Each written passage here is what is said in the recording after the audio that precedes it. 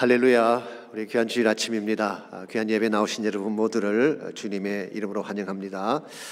이 시간 우리 마음을 다 정돈하시고 우리 함께 기도하심으로 2021년 3월 14일 주일 예배를 하나님께 드리시겠습니다.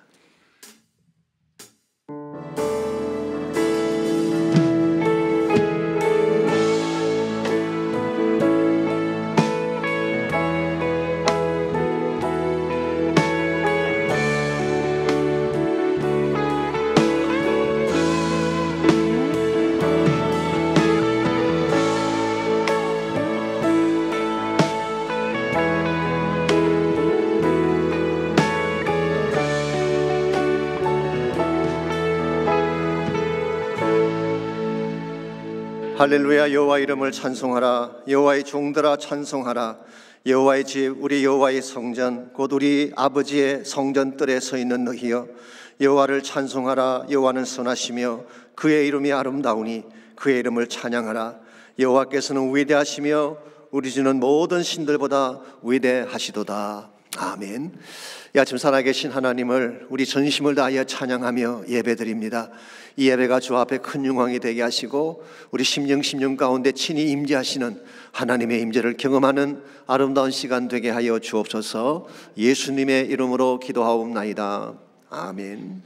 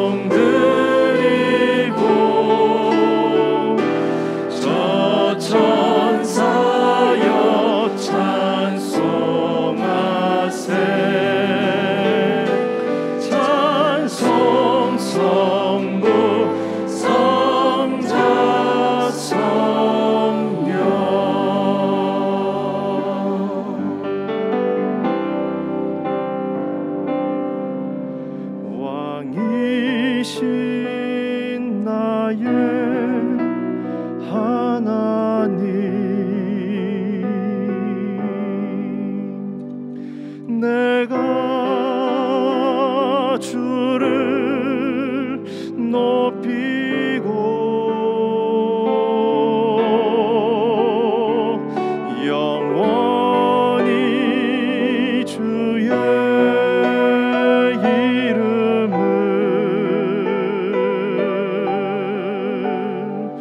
송축하리이다.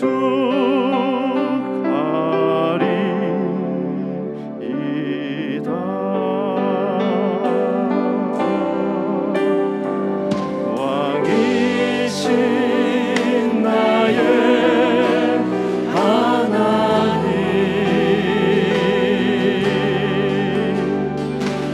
내가 주를 높이고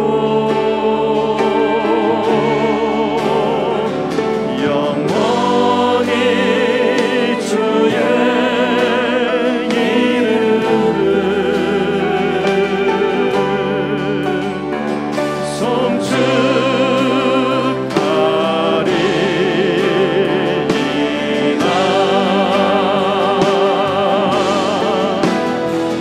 왕이신 나의 하나님,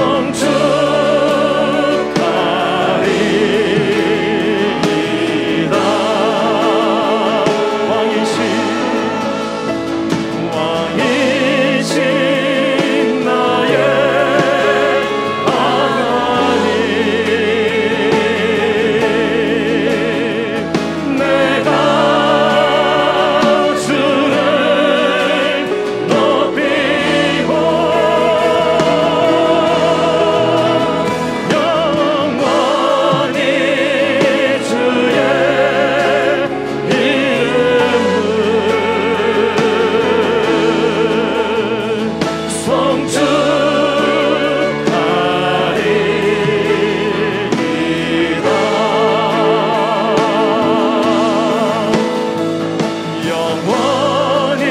영원히 주의 송축하리이다. 왕이신 나의 하나님, 내가 주를 높이고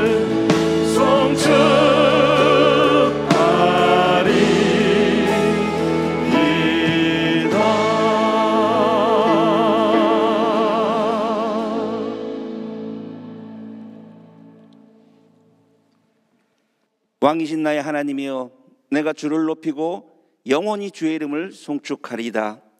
내가 날마다 주를 송축하며 영원히 주의 이름을 송축하리이다. 여호와는 위대하시니 크게 찬양할 것이라. 그의 위대하심을 측량하지 못하리로다. 아멘. 하나님, 오늘도 구별된 날에 대면 예배와 영상 예배를 통해 경배와 찬양으로 하나님께 예배하게 하시니 감사를 드립니다. 지난 한 주간 하나님 중심적으로 살지 못하고 나의 자아와 욕심과 교만한 마음으로 세상과 더불어 살아왔음을 고백합니다. 하나님께서는 선하고 거룩하게 저희를 지으셨지만 저희들의 모습은 죄로 가득 차 여전히 각자의 생각과 고집대로 행하며 우리 주님 예수 그리스도의 마음을 더욱 아프게 하고 있습니다. 하나님, 저희의 약함을 용서하여 주시옵소서. 하나님 아버지의 뜻을 헤아리지 못하고 순종하지 않음을 용서하여 주시옵소서. 광야 예배를 통하여 하나님의 강권적인 인도하심을 체험케 하시고, 또한 어려운 상황 속에서도 대면 예배를 통하여 현장 예배를 이어갈 수 있도록 역사하여 주신 은혜에 감사를 드립니다. 우리 삶의 모든 것이 하나님께로부터 나오며 그 역사는 언제나 선한 결론으로 응답하심을 믿사오니, 하늘의 소망을 두고 하나님의 도우심을 기다리는 우리 모두는 십자가 앞에 나와 정결한 마음으로 자기 자신을 돌아보고 주님 주시는 충만한 능력으로 힘차게 일어설 수 있도록 인도하여 주시옵소서. 지난 64년 동안 저희 교회를 축복하사 많은 일을 행하게 하시고 영광 받아주심에 감사를 드리며, 특별히 올해는 뚫고 날아오자는 말씀으로 새누리교회 온 성도가 한마음 한뜻이 되어 어떤 고난과 역경이 우리 앞에 있다 하더라도 길을 만드시고 인도하시는 우리 주님을 의지하여 힘차게 날아오르는 우리 모두가 되게 하여 주시옵소서. 진행 중인 온라인 제자훈련을 축복하사 참여한 모든 분들이 끝까지 완주하여 주님 닮은 참된 제자들로 다 세워지게 하여 주시옵소서. 땅끝까지 이르러 복음의 증인들로 명하신 주님의 말씀을 따라 이름 없이 오직 주님만 의지하여 원근각지에서 복음을 전파하고 계신 선교사님들을 축복하사 저들의 사역들이 불같이 일어나게 하옵시고, 복음의 씨앗이 뿌려지는 곳곳에 세상이 감당할 수 없는 주님의 큰 역사가 일어나게 하여 주시옵소서. 이 시간 하나님의 말씀을 선포하시는 담임 목사님께 성령의 전신갑주를 입혀 주셔서 전하시는 그 말씀이 우리의 심령에 강하게 새겨지길 원합니다. 말씀을 들을 때 성령의 역사하심이 우리를 더욱 견고하게 이끌어 이 어려운 상황을 능히 이겨낼 수 있도록 인도하여 주옵소서.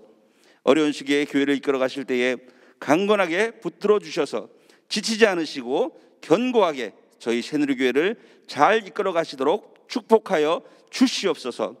자녀들을 축복하사 말씀 안에서 잘 성장하여 흔들림 없이 세상을 정복하며 하나님 나라를 세워가는 십자가의 군사들로 다 세워주시어 다음 세대를 잘 이끌어갈 수 있도록 역사하여 주시옵소서. 감사드리며 우리 주님 예수님의 이름으로 기도하였사옵나이다. 아멘.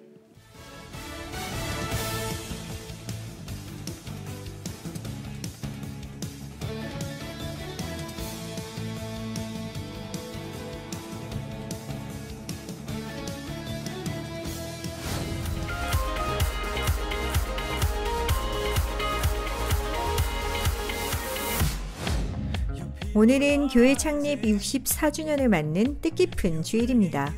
고 김동명 목사님과 안희숙 사모님에 의해 1957년에 시작된 본교회는 그동안 선교와 말씀 중심의 교회로 잘 성장해 왔습니다. 지금까지 인도하신 하나님께 모든 감사와 영광을 올려드립니다. 계속해서 하나님께서 허락하신 비전과 사명을 위해 함께 동역해 주시기 바랍니다.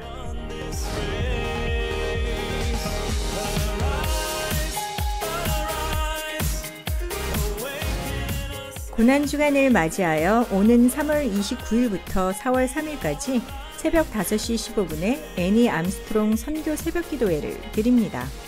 남침례교단 국내 선교부에서 파송한 선교사님들과 본교에서 지원하는 국내 선교사님들을 위해 기도할 것입니다. 모두 동참하셔서 뜻깊은 고난주간을 보내시기 바랍니다.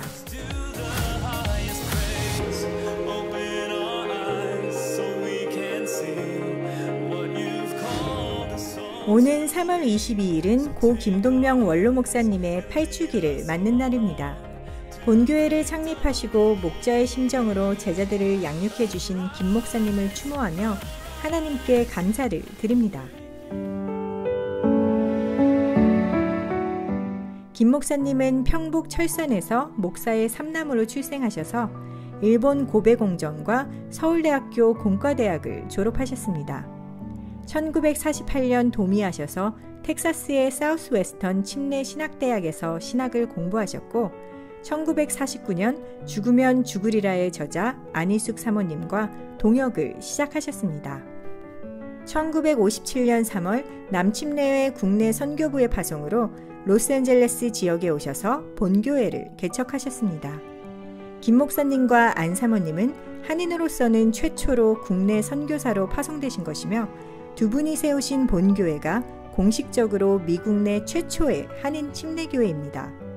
원래는 각국에서 온 유학생들을 위한 국제교회였으나 차츰 한인들의 숫자가 늘어나면서 한인 침례교회가 되었습니다. 김 목사님과 안 사모님의 가르침으로 수많은 제자들이 양성되었으며 그들 중 많은 이들이 후일 저희 교단을 이끄는 지도자들로 쓰임받았습니다. 김 목사님의 목회 정신은 3가지로 요약할 수 있습니다. 첫 번째가 용서받은 탕자입니다. 이것은 성도가 갖추어야 할 기본 자세입니다. 자신이 누구인가를 바로 알고 그 크신 하나님 아버지의 사랑 앞에 황송함으로 살아가는 것이 크리스찬 삶이라는 것입니다. 두 번째는 목자의 심정입니다. 양을 사랑하고 양들을 위해 기꺼이 자신의 생명을 드렸던 예수님의 마음을 본받자는 것입니다. 양들을 위해 울고 그들의 고통을 함께 아파할 줄 아는 목자, 이것이 김 목사님이 추구하셨던 목양의 길이었습니다. 세 번째는 빚진 자 의식입니다. 이것은 복음과 선교에 대한 우리의 사명을 말합니다. 사도 바울처럼 복음의 빚진 자가 되어 어디건 가겠다는 것이 김 목사님의 헌신이셨습니다. 실제로 김 목사님은 1979년부터 82년까지 남미로 가셔서 아르헨티나, 브라질, 파라과이, 베네수엘라 등지의 교회들을 개척하셨습니다. 이 교회들은 지금까지 본교회와 동역을 하면서 남미 선교에 정진하고 있습니다. 1989년 본교회를 은퇴하신 김 목사님은 북가주로 가셔서 팔로알토 침례교회를 섬기셨고 그 교회가 성장하여 오늘날의 북가주 새누리교회가 되었습니다. 1995년 대전 대덕단지에 새누리교회를 개척하셔서 많은 전문인 사역자들을 양성해내셨습니다. 그 이후 새누리교회가 대전 지역에 3개가 더 개척되었습니다. 본교회도 이와 같은 김 목사님의 정신을 잘 이어가기 위해 2018년 라이프웨이 비전센터의 완공과 함께 이름을 남가주 새누리교회로 바꾸고 착한 양, 착한 목자의 비전으로 하나님 나라를 이루어가고 있습니다. 김 목사님은 진정한 목자였으며 교단의 지도자였고 하나님 나라의 영광을 볼 줄 아는 비저너리였습니다. 이처럼 귀한 목자를 저희 교회에 주신 하나님께 감사드리며 우리도 주님 오시는 그날까지 주님 나라 영광 위에 달려가길 소원합니다.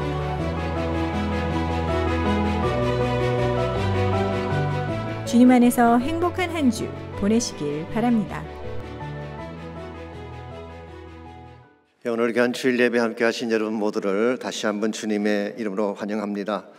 각 가정에서 또 여러 처소에서 온라인으로 예배하시는 모든 분들도 진심으로 환영합니다.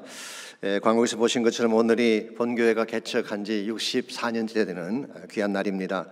지난 64년 동안 인도하신 하나님께 감사드리고 또 교회 본래적 비전을 잘 이룰 수 있도록 이런 모두가 헌신하며 기도해 주시기를 바랍니다.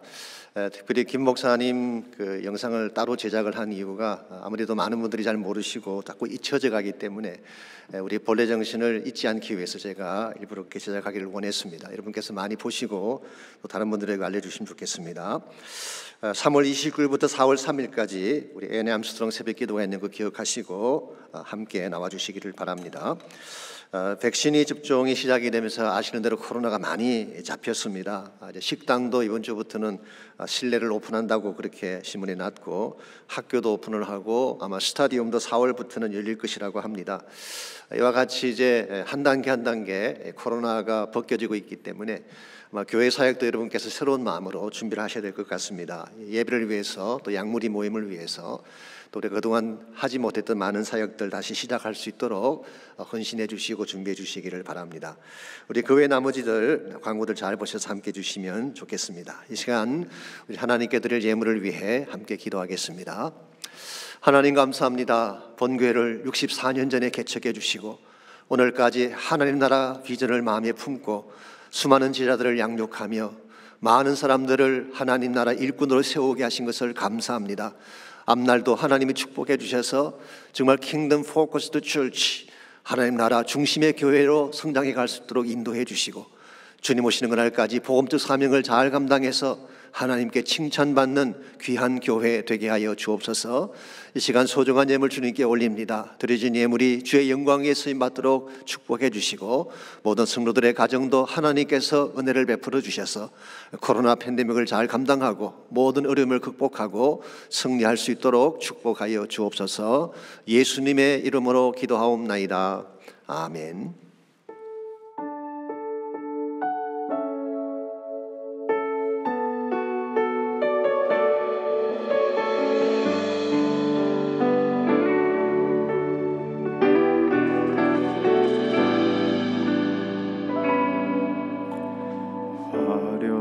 화려하지 않아도 정결하게 사는 삶, 가진 것이 적어도 감사하며 사는 삶, 내게 주신 작은 힘 나눠주며 사는 삶, 이것이 나의 삶의 행복이라오.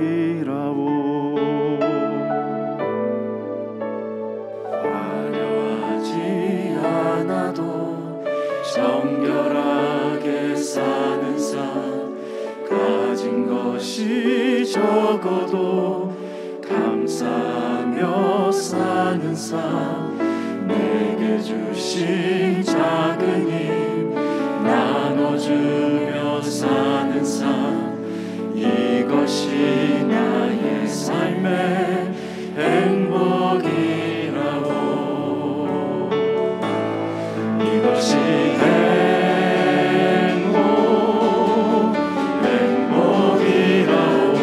행복이라고.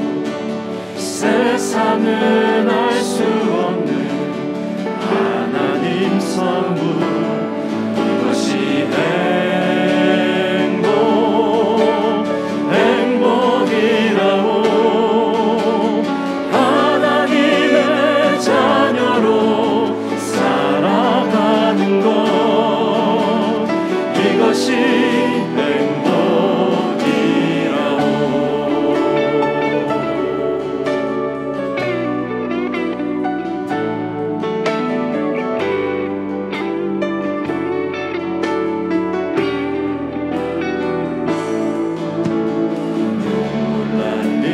많지만 기도할 수 있는 것, 억울한 일 많으나 주를 위해 참는 것, 비록 짧은 작은 삶 주 뜻대로 사는 것, 이것이 나의 삶의 행복이라고.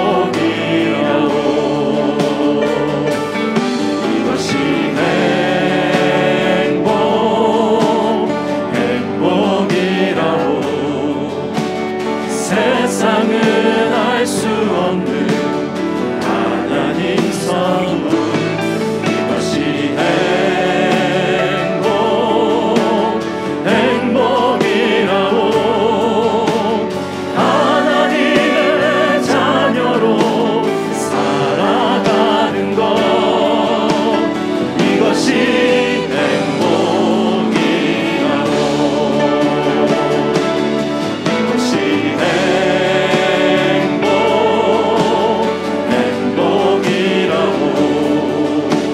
세상은 알 수 없는 하나님 선물, 이것이 행복이라고. 하나님의 자녀로 살아가는 것, 이것이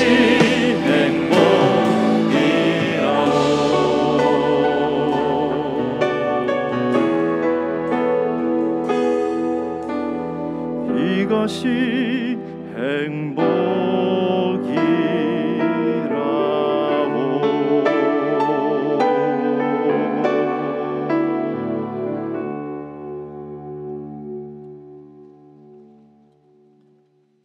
그러나 하나님은 다릅니다.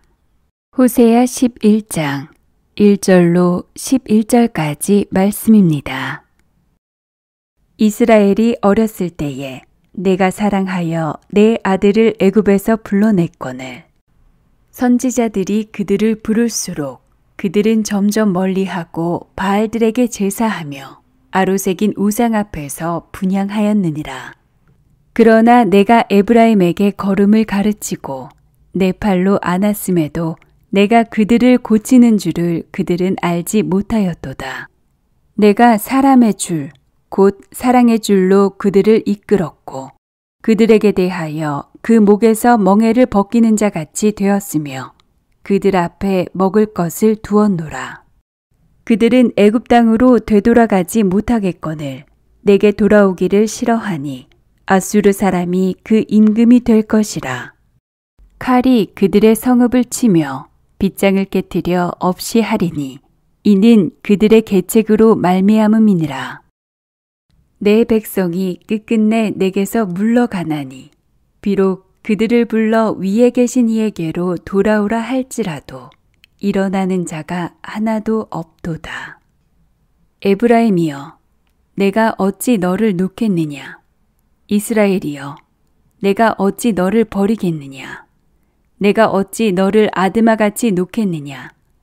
어찌 너를 스보임같이 두겠느냐?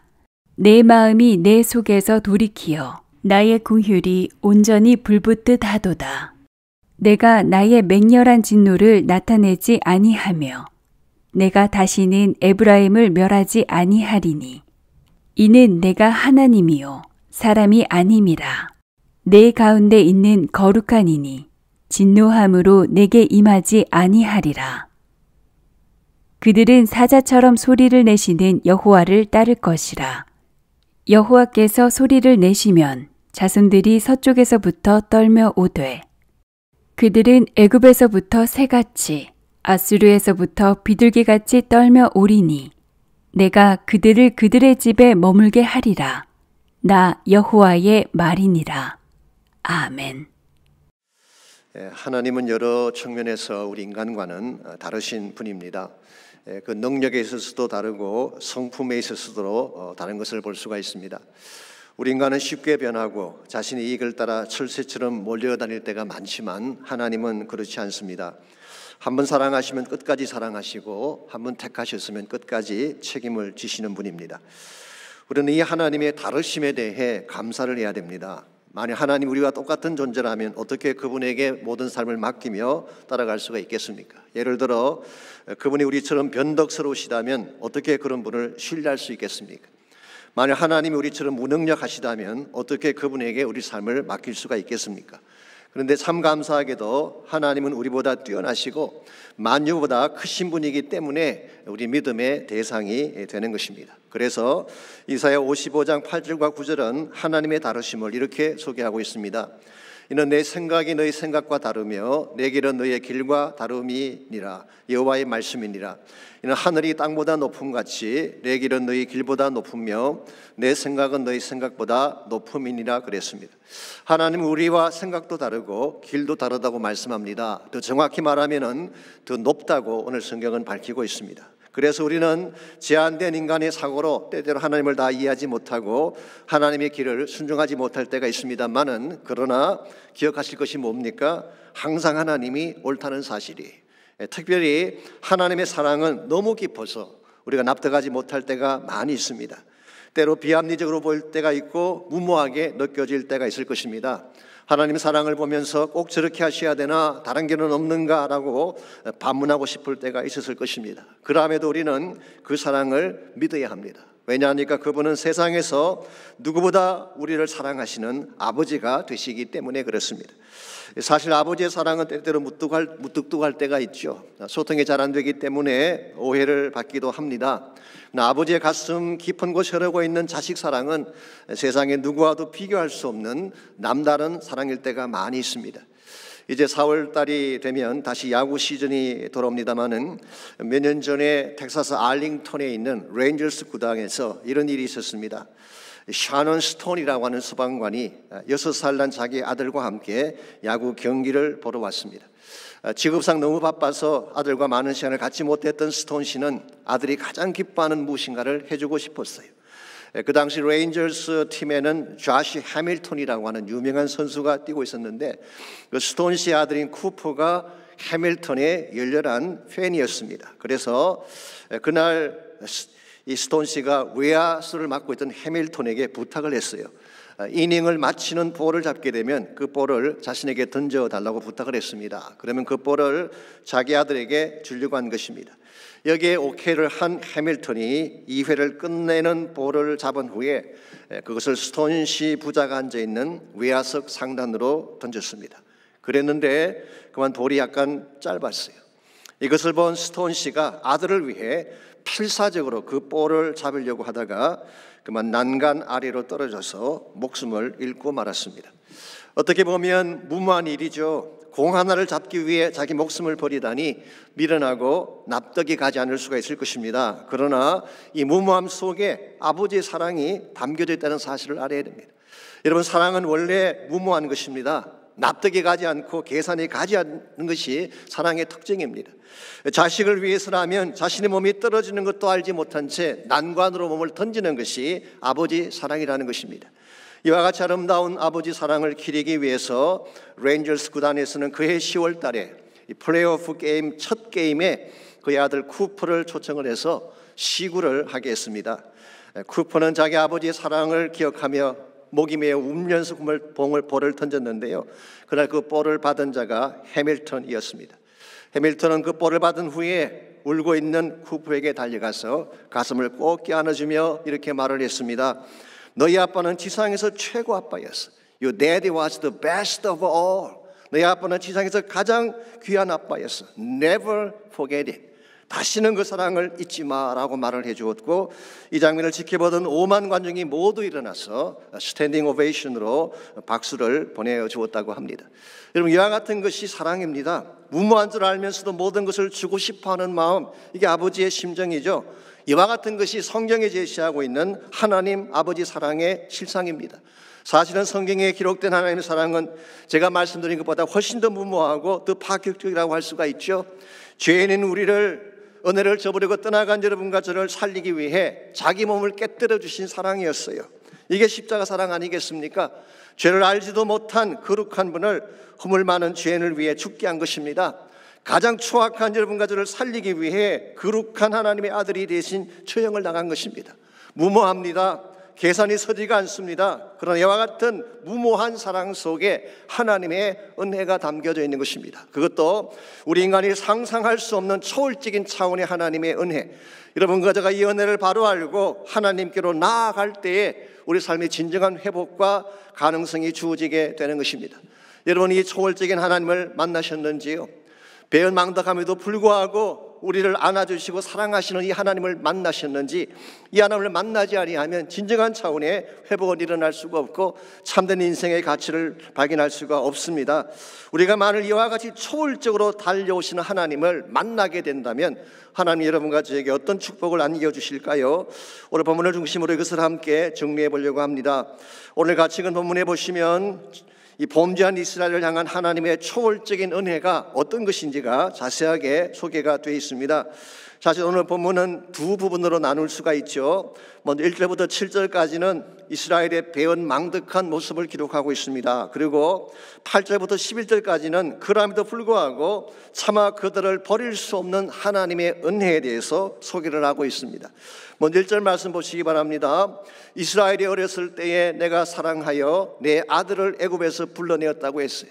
여기서 하나님이 이스라엘을 내 아들이라고 그렇게 지칭을 하고 있습니다. 이걸 보게 되면 하나님은 처음부터 그들을 기계적인 관계, 종속적인 관계로 대한 것이 아니라 사랑의 대상으로 대한 것을 볼 수가 있습니다. 나의 가장 사랑하는 아들이었다 표현하고 있어요. 한 가지 흥미로운 사실은요, 오늘 이 본문이 마태복음 2장 15절에서 예수님과 연관해서 인용이 된 적이 있습니다. 기억하시겠지만 예수님이 탄생하자마자 애굽으로 피난을 가지 않습니까? 그 당시 악한 왕 헤롯이 2살 이하 아이들을 다 죽이는 명령을 내렸기 때문에 부득불 애굽으로 피신을 가셨어요. 그때에 마태는 오늘 본문을 인용하면서 애굽으로부터 내 아들을 불렀다 함을 이루려 하심이라 그렇게 말씀을 하셨어요. 그러므로 이 말씀은 1차적으로는 이스라엘을 향한 말씀이긴 하지만 maybe 구속사적인 의미를 담고 있다고도 말할 수가 있습니다. 이렇게 설명하는 것이 가능할 것입니다. 둘 다 애굽에서 나왔지만, 이스라엘도 애굽에서 나오고 하나님의 아들이신 예수님도 애굽에서 나왔지만 이스라엘은 하나님의 구속사를 이루는 데 실패한 반면에 예수님은 구속사를 성취한 사실을 아마도 의미할 가능성이 있습니다. 어쨌든 간에 오늘 이 말씀은 하나님이 가장 아끼고 사랑하는 자식이 바로 이스라엘 백성이었음을 밝힌 것입니다. 뿐만 아니라 3절과 4절을 보시면은 이 아들을 잘 양육하고 기르셨다고 오늘 성경은 밝히고 있습니다. 3절과 4절입니다. 그러나 내가 에브라임에게 걸음을 가르치고 내 팔로 안았음에도 내가 그들을 고치는 줄을 그들은 알지 못하였도다.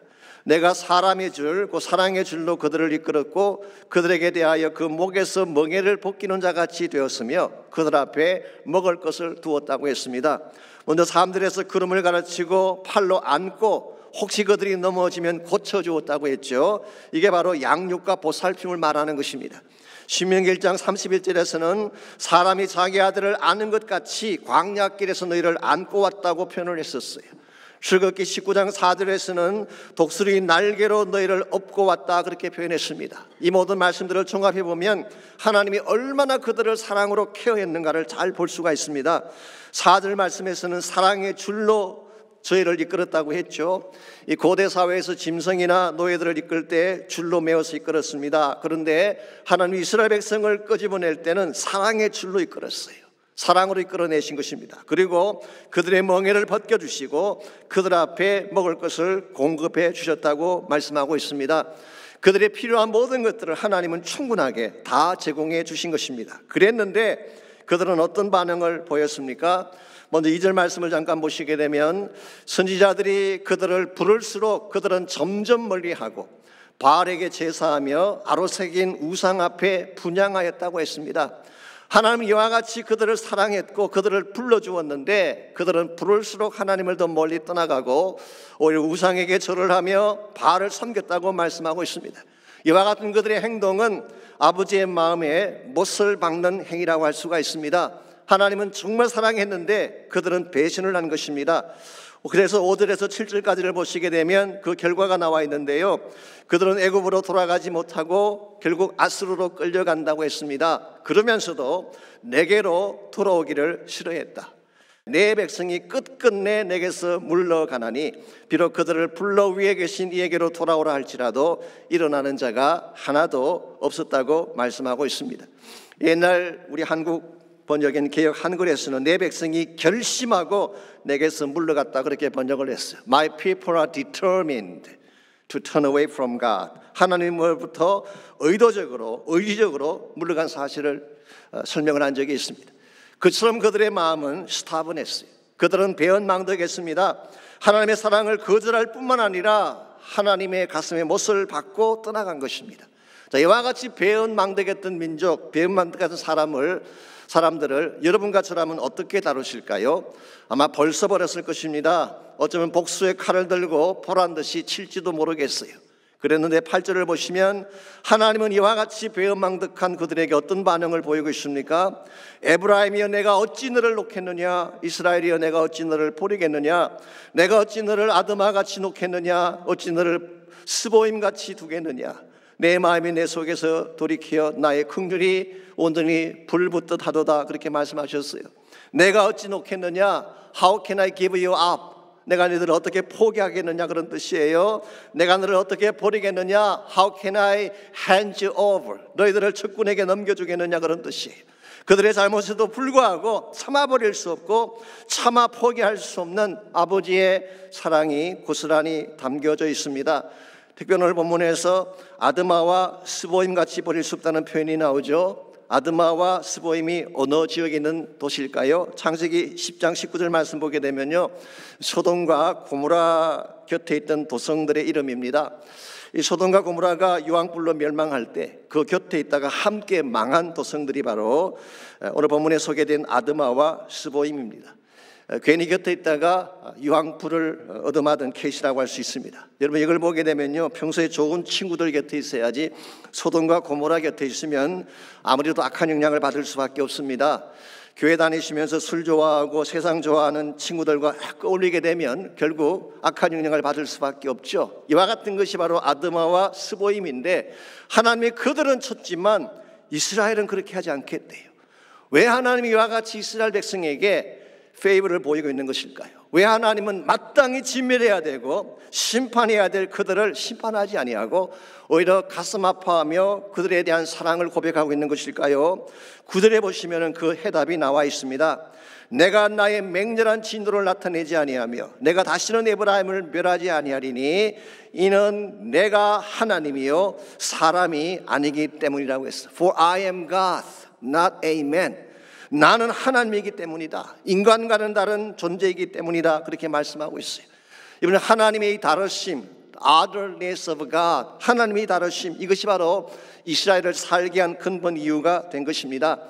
만약 하나님이 우리와 똑같은 인간이었더라면 이와 같은 배은망덕한 민족 아마 진멸했을 것입니다. 다시는 보지 않았을 것입니다. 그런데 말씀에 I'm not like you, 난 너희들과 같지 않다. I'm God Almighty, 나는 전능하신 하나님이다. 이 하나님의 하나님 되심, 우리 인간과는 다르신 이 측면이 이스라엘을 건진 이유고 사실 오늘과 여러분들을 구원하신 이유라고 할 수가 있습니다. 솔직히 우리 가운데에 배은망덕한 죄를 짓지 않는 자가 어디 있습니까? 하나님 저버리지 않는 사람들은 어디 있겠어요? 근데 하나님은 그렇게 우리를 징벌하지 아니하시고 인간과는 달리 이 모든 죄악에도 불구하고 우리를 건져내어 주신 거예요. 이 사실을 사도 바울은 에베소서 2장 3절에서 5절에서 이와 같이 묘사하고 있습니다. 전에는 우리도 다 그 가운데서 우리 육체의 욕심을 따라 지내며 육체와 마음에 원하는 것을 하여 다른 이들과 같이 본질상 진노의 자녀였더니, 우린 본질적으로 하나님의 진노를 받아 마땅한 사람들이었다는 뜻입니다. 그런데 긍휼이 풍성하신 하나님이 우리를 사랑하신 그 큰 사랑으로 인하여 허물로 죽은 우리를 그리스도와 함께 살리셨고 너희는 은혜로 구원을 받은 것이라. 여기에 하나님이 여러분과 저를 구원하신 진짜 이유가 있습니다. 우리가 잘났기 때문이 아닙니다. 우리가 순종했기 때문이 아닙니다. 정말 하나님은 세상에 누구와도 비교할 수 없는 그 크신 사랑 때문에, 우리 인간의 기준을 초월한 하나님의 특별하신 은혜 때문에 여러분과 저를 구원해 주셨고 하나님의 자녀가 되게 하신 것입니다. 여러분과 저의 삶이 바르게 되려면 이 하나님의 초월적인 은혜 앞에 나아가야 돼요. 하나님이 얼마나 나를 사랑하시는가를 잘 기억하고 어떤 초월적인 은혜로 나를 구원하셨나를 잘 인식을 하고 이 초월적인 은혜를 가진 하나님 앞에 나아가야지 여러분의 삶의 진정한 회복이 일어나고 새 출발이 가능하게 되는 것입니다. 이런 면에서 이 시간 우리 모두가 물어야 될 가장 중요한 질문은 이것입니다. 우리는 과연 이 하나님을 만났는가라는 질문을 해야 돼요. 초월적인 은혜로 다가오신 하나님을 만났는가? 이 하나님을 진짜 만나게 되면 우리에게 어떤 축복이 주어지게 될까요? 오늘 본문에 보시게 되면요, 하나님이 초월적인 이 은혜로 이스라엘을 위해 준비해 놓으신 몇 가지 축복들이 오늘 본문에 소개가 되어 있습니다. 이 축복들을 가만히 묵상해 보게 되면 오늘날 여러분과 제가 하나님의 은혜 앞에 나가게 되면 우리도 동일한 복을 누릴 수 있다는 사실을 깨닫게 됩니다. 그래서 첫 번째로 우리가 은혜의 하나님 앞에 나가게 되면 사랑의 가슴을 누리게 되는 것입니다. 하나님 사랑의 가슴을 우리 모두가 체험할 수 있게 됩니다. 8절 하반부를 다시 보시기 바랍니다. 그들을 향한 하나님의 마음이 어땠는지가 이 8절 하반부에 이렇게 소개가 되어 있습니다. 내 마음이 내 속에서 돌이키어 나의 긍휼이 온전히 불붙듯 하도다. 내 마음이 내 속에서 돌이켰다, 이 말의 뜻은요 이런 의미입니다. 너희를 버리려고 해도 내 마음이 허락지 않는다, 그런 뜻이에요. 그러면서 오히려 나의 긍휼이 불타오른다, 그렇게 말씀하고 있습니다. 이게 긍휼이라고 하는 단어가 히브리 단어로 니춤이라는 단어인데요, 이 말의 원래 뜻은 compassion이에요. compassion. 이 compassion은 함께 아파하는 사랑을 말하는 것입니다. 그들의 아픔이 나의 아픔이 되어서 밤잠을 이루지 못할 정도로 그들을 사랑하며 가슴 아파하는 그 사랑을 우리는 compassion이라고 부르는 것입니다. 사실은 이것이 누가복음 15장에 묘사된 아버지의 사랑의 핵심입니다. 자신의 품을 박차고 나가버린 그 아들, 자신의 가슴에 몫을 받고 나가버린 그 아들은 아버지를 잊어버렸는지 모르지만 아버지는 아들을 결코 잊지 못했어요. 그래서 그 아들이 나간 그날부터 돌아올 때까지 아버지는 매일 동구 밖에 나가서 그 아들을 기다리던 모습이 누가복음 15장에 기록된 하늘아버지의 가슴이었습니다. 이와 같이 기다리시는 아버지, 사랑으로 아들을 기다리는 그 아버지, 여러분과 제가 이 아버지의 사랑을 실제로 누리려면 무엇이 필요할까요? 이 누가복음 15장을 다시 보시게 되면요, 아들이 아버지를 떠나간 후에 돈이 다 떨어지고 흉년이 찾아오게 되니까 먹을 것이 없었습니다. 그래서 돼지 우리에서 일을 하다가 돼지가 먹는 쥐암 열매마저도 먹을 수가 없는 비참한 지경이 됐어요. 자, 이 아들이 가진 모든 걸 다 잊어버리고 비참한 상황에 처했을 때 그때 아버지 사랑을 경험했을까요? 아닙니다. 자신의 부끄러운 모습을 발견하고 탄식은 했지만 이것 때문에 아버지 사랑이 누려지게 된 건 아니에요. 자, 그렇다면 그가 아버지 집의 풍족한 삶을 기억하고 그것을 그리워했는데요, 그때일까요? 그것도 아닙니다. 탕자가 아무리 자신을 뉘우치고 아버지 집을 그리워해도 그것만으로 아버지의 실제적 사랑을 경험할 수가 없습니다. 그렇다면 언제 이 아버지 사랑을 체험할 수가 있을까요? 일어나서 아버지께로 돌아갈 때예요. 이 탕자가 일어나서 아버지 집으로 돌아가는 과정을 한번 상상해 보십시오. 결코 쉽지 않았을 것입니다. 얼마나 부끄러웠겠어요. 얼마나 창피했겠어요. 정말 아버지를 버리고 나올 때 당당하게 나왔지만 이와 같이 넉마를 걸치고 돌아갈 때 자신의 모습이 얼마나 부끄럽고 송구했겠습니까? 어쩌면 문전에서 쫓겨날지도 모를 두려움이 그의 마음을 가로막았을 가능성도 있습니다. 그럼에도 불구하고 이 탕자가 아버지 집을 향해 발걸음을 내딛고 아버지 집으로 갔을 때에 그때 비로소 발견한 중요한 사실이 하나 있습니다. 이미 자신을 용서하고 기다리는 아버지의 가슴을 그가 발견하게 된 것입니다.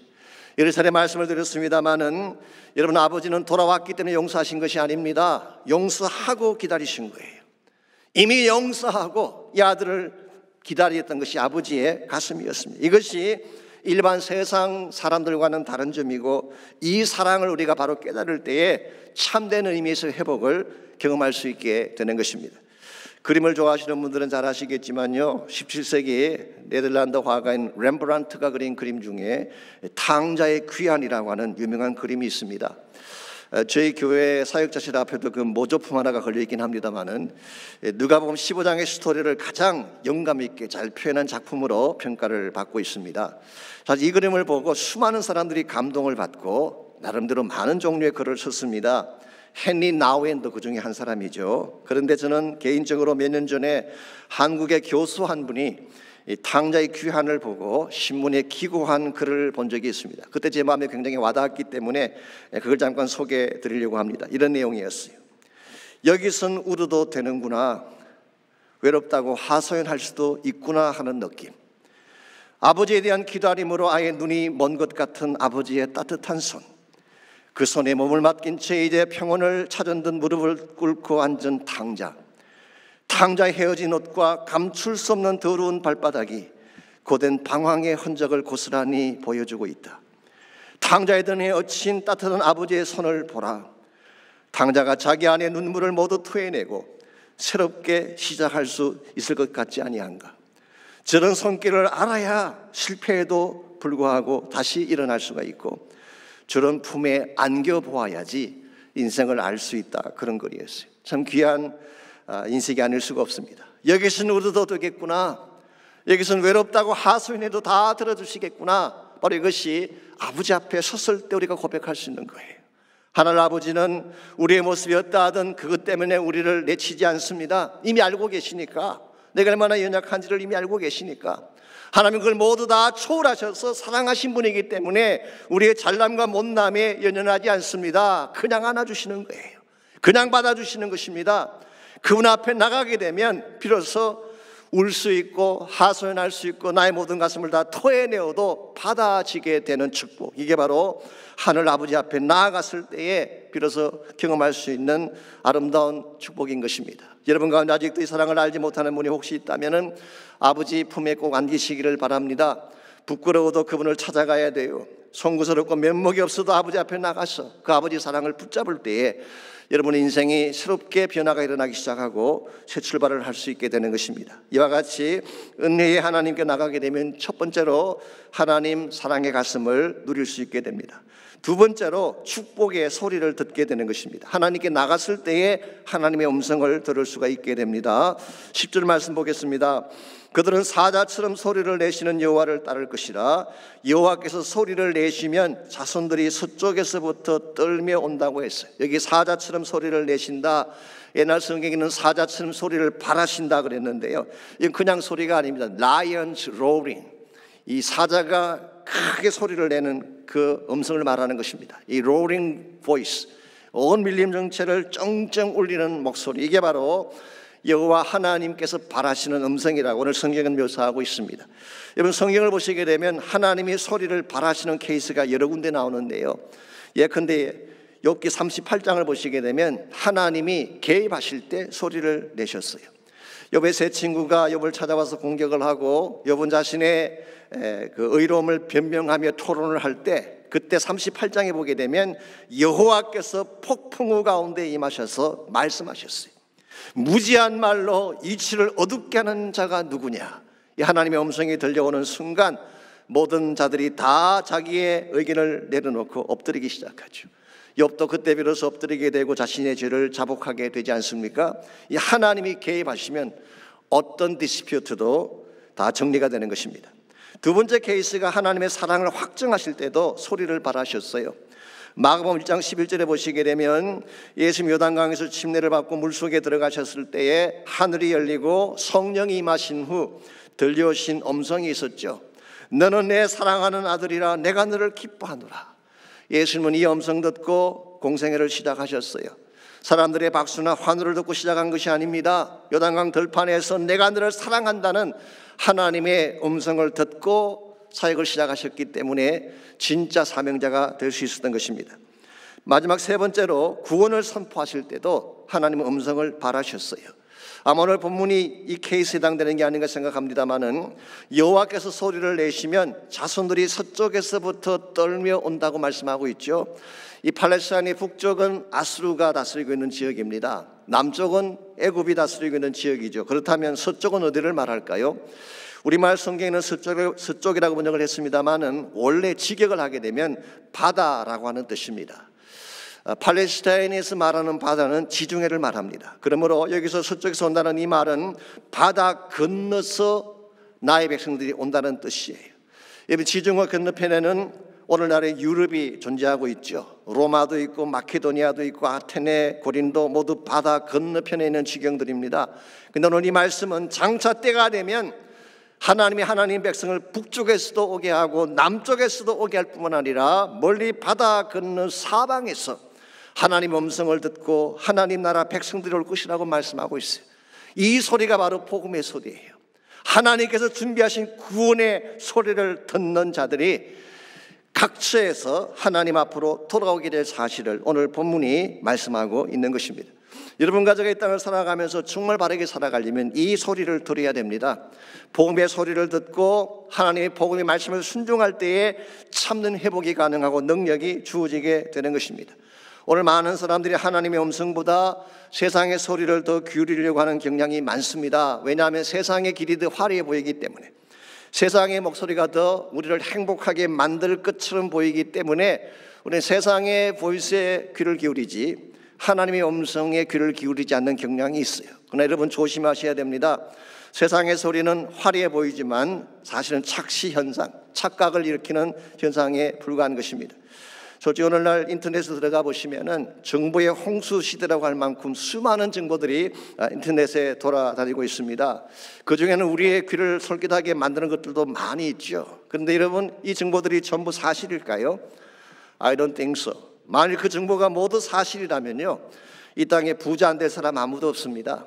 이 땅에 성공하지 못할 사람 아무도 없고 무병으로 100세까지 살지 못할 사람 아무도 없을 거예요. 그런데 수많은 정보는 있지만 그게 진짜가 아니라는 사실을 기억할 필요가 있어요. 그래서 잠언 16장 25절은 이렇게 경고를 합니다.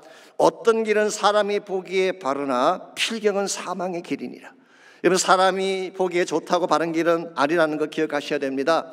세상의 길 따라가면 결국 망하게 될 것이기 때문에, 이런 면에서 정말 우리가 바르게 살려면 정신 차리고 하나님께로 돌아와서 하나님 음성을 들어야 돼요. 주님이 나에게 들려주시는 말씀을 내 마음속에 되새길 때에 이 진리의 말씀이 나를 붙잡게 되고 내 인생의 길을 바르게 만들어주는 것입니다. 여러분이 잘 아시는 에이브라함 링컨에 대한 일화가 참 많지 않습니까? 그분이 성경을 많이 읽었다고 하는 것은 잘 알려진 사실인데요, 그런데 그분이 왜 성경을 많이 읽게 되었는지 혹시 아십니까? 제가 그분이 쓴 전기 하나를 봤더니 그 전기를 쓰신 분이 이렇게 소개를 했어요. 집이 너무 가난해서 다른 책이 없었기 때문이다 라고 적었어요. 집안에 유일하게 2개의 책밖에 없는데 하나가 성경책이었고 또 하나가 이솝의 우화집이었습니다. 그래서 링컨은 아침에 일어나서 밤에 잠잘 때까지 자나 깨나 이것만 계속 읽은 것입니다. 그래서 나중에 거의 암송할 수준까지 가게 되었다고 합니다. 그래서 후일 그의 사상과 정신을 구성하는 DNA가 이때 형성되었다고 그 전기는 기술을 하고 있습니다. 여러분, 세상에 수많은 정보들이 돌아다니고 있지만 많은 정보가 중요한 게 아닙니다. 진짜를 발견해야 돼요. 수많은 정보나 수많은 책들이 소중한 것이 아니라 진짜 진리의 말씀, 하나님의 말씀이 우리 심령을 붙잡을 때에 그것이 우리를 힘있게 만들고 바르게 만드는 것입니다. 이런 면에서는 여러분에게 좀 고민하고 싶습니다. 세상의 소리 듣지 마시고 주의 음성 앞에 귀 기울이시기를 바랍니다. 진리의 말씀을 붙드시기를 바랍니다. 세상의 어떠한 인포메이션보다도 더 정확하고 우리의 영혼을 책임질 수 있는 유일한 보이스가 하나님의 음성이기 때문에 이와 같이 여러분과 제가 초월적이고 우리를 사랑하신 하나님 앞에 담대한 믿음으로 나가게 되면 그분 사랑의 가슴을 우리 모두가 누릴 수 있게 됩니다. 하나님 사랑의 가슴이 안겨야지 참된 행복이 무엇인지 알게 되지 않겠습니까? 두 번째는 그분의 음성을 듣게 되죠. 그분의 음성, 우리를 축복하시는 음성, 생명의 소리, 복음의 소리를 들어야지 우리 인생이 바른 방향으로 나아갈 수가 있는 것입니다. 마지막 세 번째로 우리가 은혜 하나님께 나가게 되면 참된 안식처에 머무는 축복을 갖게 됩니다. 참된 안식처. 11절 말씀 보겠습니다. 그들은 애굽에서부터 새같이 아수르에서부터 비둘기같이 떨며오리니 내가 그들의 집에 머물게 하리라. 나 여호와의 말이니라. 자, 여기에 보시게 되면요, 10절 말씀에 이어서 각처에서 돌아오는 하나님 백성의 모습을 기록하고 있습니다. 그런데 오늘 본문은 그들을 애굽에서는 새와 같다, 아수르에서는 비둘기 같다, 그렇게 표현하고 있습니다. 이것은 그들이 둥지를 잃고 쫓겨난 새와 같은 존재라는 것을 밝히고 있는 것입니다. 여러분, 둥지를 잃은 채 방황하는 새를 상상해 본 적이 있습니까? 돌아갈 둥지가 없는 새, 돌아갈 집이 없기 때문에 정처 없이 시공을 떠돌아다닐 수밖에 없습니다. 쉴 곳이 없어요. 마음 둘 곳이 없습니다. 항상 마음속에 불안과 두려움 가운데 살 수밖에 없는 존재가 둥지를 잃어버린 새의 존재인데 이스라엘 백성이 그랬다는 것입니다. 사실 우리 인생 자체가 둥지를 잃어버린 새와 같은 존재라는 것입니다. 그랬는데 하나님이 이들에게 무엇을 주시겠다는 것입니까? 그들의 집에 머물게 하리라. 제가 New Living Translation을 봤더니 이렇게 번역이 되어 있습니다. I will bring them home again. 그들을 다시 집으로 돌아오게 하겠다. 이 안식처를 약속하고 있는 것입니다. 죄악 때문에 뿔뿔이 흩어진 백성, 정말 정처 없이 이곳저곳으로 쫓겨났던 나그네 인생에게 하나님이 오프하시는 것은 Eternal Dwelling Place, 영원한 우리의 안식처를 말하는 것입니다. 이것은 오늘 성경이 제시하고 있는 초월적인 하나님이 여러분과 저를 위해 준비해 놓으신 처소라고 할 수가 있습니다. 이 땅에 살아가는 동안에 참된 안식은 없습니다. 기억하시겠지만 우리 모두는 나그네 인생이기 때문에 피곤합니다. 마음 둘 곳이 없습니다. 한 곳에 내 마음을 두고 싶지만 그곳이 나를 받아주지 못할 때가 더 많이 있죠. 그런데 하나님은 여러분과 저를 사랑하셔서 우리 모두가 쉴 수 있는, 마음을 두고 삶을 둘 수 있는 안식처를 주시겠다고 말씀하고 있습니다. 자, 그렇다면 성경이 말하고 있는 안식처는 구체적으로 무엇을 말하는 것일까요? 크게 나누어서 두 가지 차원에서 생각해 볼 수가 있습니다. 첫 번째는 하나님의 품 자체를 안식처라고 말할 수 있어요. 이것을 우리는 현재적 천국이다, 그렇게 부를 수가 있습니다. 여러분과 제가 예수님을 나의 구원자로 영접하는 순간 우리는 하나님 품 안으로 들어오게 되는 것입니다. 하나님 품 안으로 들어가게 되면 지금까지 방황과 시련이 끝이 나고 아픔과 고통이 다 끝이 나고 진정한 평화가 우리 안에 시작되는 것이죠. 이것이 바로 우리 모두가 누리게 되는 현재적 차원의 구원입니다.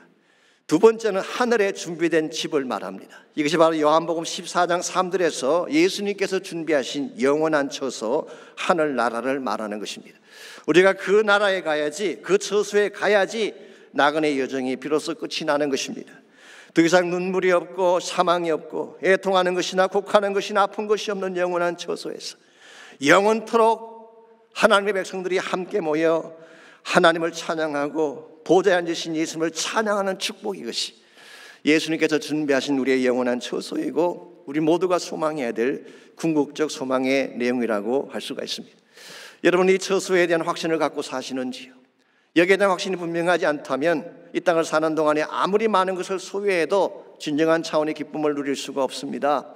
그러나 반대로 이 소망이 극명한 사람은 이 땅에 사는 동안에 빼앗기고 당하며 고통을 당해도 기뻐하며 노래하며 살 수 있는 것입니다. 이미 우리에게는 영원한 처소가 준비되어 있고 그 처소에 하나님만이 주실 수 있는 진정한 평화와 안식이 준비되어 있기 때문에 새들백 교회가 있죠. 그 교회에서 24년 동안 찬양 사역자로 섬겼던 분 중에 릭 뮤초라고 하는 찬양 사역자가 있습니다. 릭 워렌이 처음 그 교회를 개척할 때 함께 동력했던 분이고 사실 24년 동안 함께 동력을 했기 때문에 릭 앤 릭이라고 하는 애칭까지 받았던 그런 분이신데요. 물론 지금은 그분이 그 교회를 떠나셨습니다만은 2003년도에 그 버지니아에 있는 리버티 배프티스트 유니버시티에서 열린 그 PDL 컨퍼런스, 그게 참석을 했던 적이 있습니다. 그때 물론 주광사는 릭 워렌 목사님과 제리 폴레 목사님 두 분이 주광사가 되셨지만 릭 무초도 한 반을 맡아서 강의를 했는데 제가 그분 클래스를 들어갔다가 굉장히 많은 은혜를 받았습니다. 이 찬양 사역에 대한 내용도 참 깊고 도전이 됐지만 그분의 감정이 제 마음속에 많이 와닿았어요. 릭 뮤초는 원래 이 캘리포니아에서 태어난 사람인데 6살 때 엄마를 따라서 뉴욕 근교에 있는 그린위치 빌리지에 가서 삶을 살았습니다. 그때 그 아버지가 굉장히 폭력적이었던 것 같습니다. 이 밤마다 어머니를 때리고 싸우는 소리가 들려왔어요. 그래서 그 소리가 들려오면 어린 릭은 이불 속에 혼자 들어가서 울면서 지쳤던 날들이 참 많았다고 합니다. 이와 같은 고통을 13살이 될 때까지 생지옥 같은 고통을 겪으며 지나왔어요. 그러다 보니까 아버지에 대한 분노가 얼마나 가슴 깊이 박혔는지요. 여러분 아시겠지만 그 나이에 그런 상처를 받으면 잘 지워지지가 않습니다. 이제 티네이저인데 그냥 두면 반항적으로 나갈 수 있고 빗나갈 수 있는 그런 상황이었는데 하나님의 각별한 은혜로 다시 캘리포니아로 돌아오게 되고 예수님을 만나게 된 것입니다. 그리고 나서 그가 진짜 아버지를 만났어요. 그게 바로 Heavenly Father, 하늘에 계신 아버지, Heavenly Father in Heaven, 하늘에 계신 그 아버지를 만난 것입니다. 그러고 나서 그분이 깨닫게 된 사실을 이렇게 간증을 했어요. 인간 아버지가 남긴 것은 상처와 폭력밖에 없었지만 하늘 아버지는 참된 사랑으로 나를 안아주셨다는 사실을 깨달았다.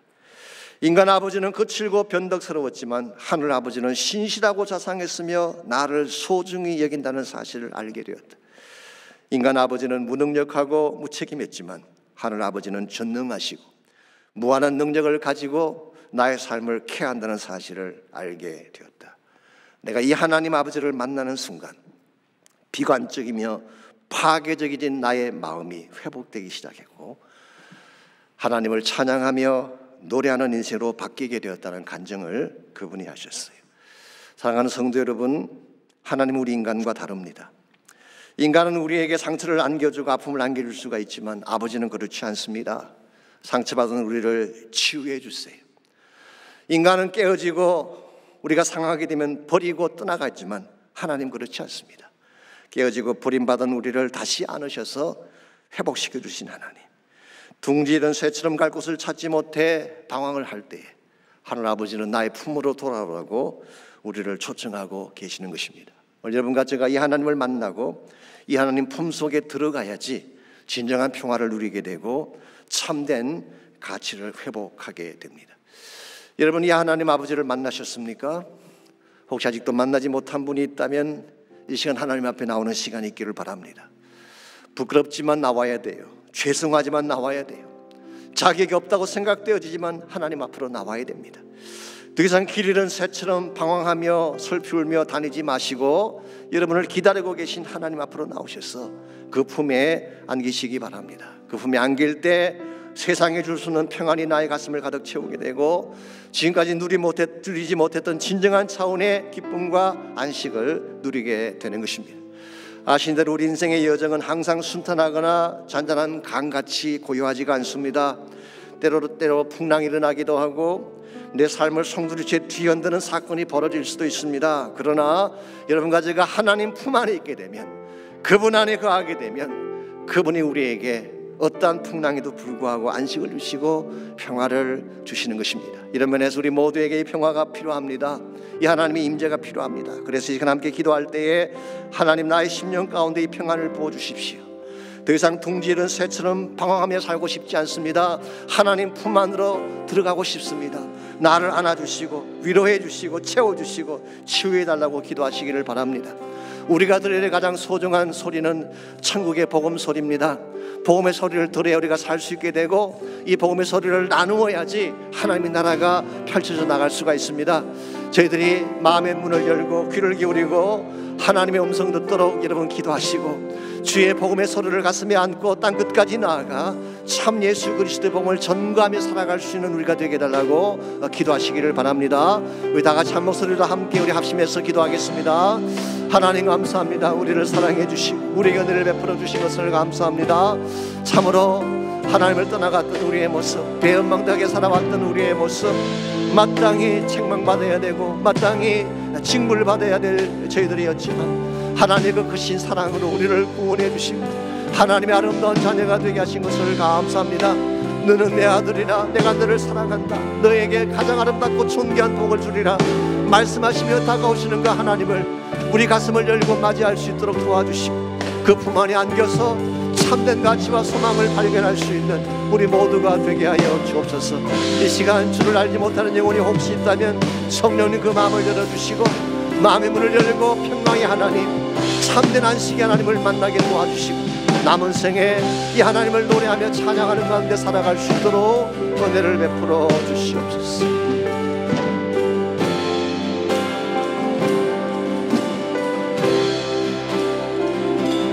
내 평생에 가는 길 순탄하여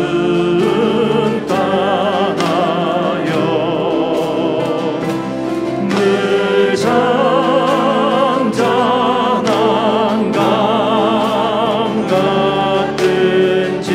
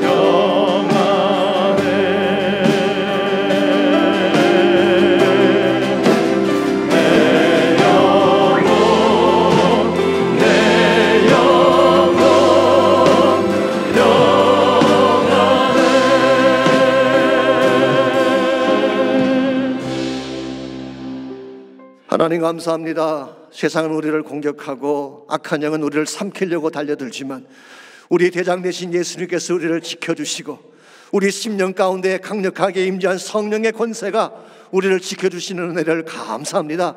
이 성령의 권세가 우리 삶을 통해 나타나게 하여 주옵소서. 이 교회가 성령의 교회가 되게 하시고 복음이 살아있는 교회가 되게 하시고 하나님 나라 비전과 꿈을 이루는 아름다운 교회가 될 수 있도록 은혜를 베풀어 주시옵소서.